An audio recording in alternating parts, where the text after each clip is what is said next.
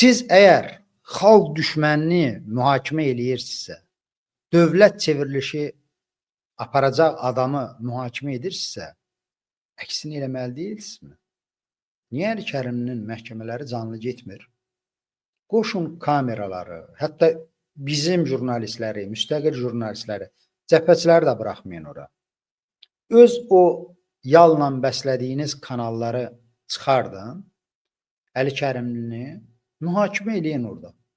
Prokuror nə deyir, hakim nə deyir, Əli Kərim nə deyir, göstərin də cəmaata. Niyə göstərə bilmirsiniz? Çünki oğrusunuz, çünki quldursuz, çünki bu məhkəmə prosesi özü sizi ifşa edir. Oğru kimi xəlvətdə görmək istəyirsiniz, gizlində görmək istəyirsiniz bu işləri. Amma alınmayacaq. Alınmayacaq bu. Və əmin olun, indidən də sizə arxain eləyirik. Biz sizlə simmetrik qaydada bu mövzuda davranmayacaq. Sizin mühakiməniz geniş ekranlar önündə aparılacaq.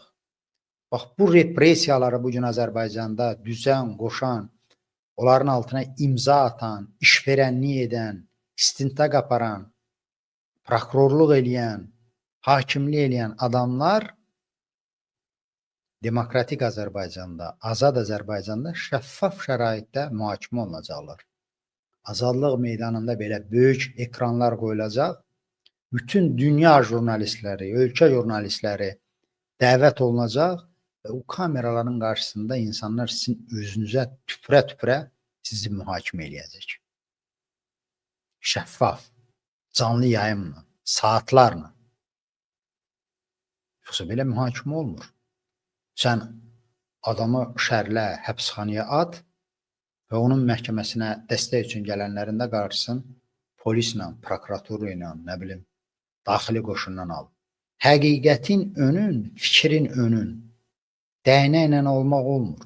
Siz ora gedən insanların, məhkəmənin qarşısına gedən insanların fiziki olaraq qarşısını kəsə bilərsiniz. Amma o insanların ideyası qarşısında siz acizsiniz, tərk-silahsınız. Həqiqətin, düzgün fikrin qarşısında sizin nə polisiniz, nə polisinizin itləri, nə trollar, nə dəmir yumruğunuz davam gətirə bilmir.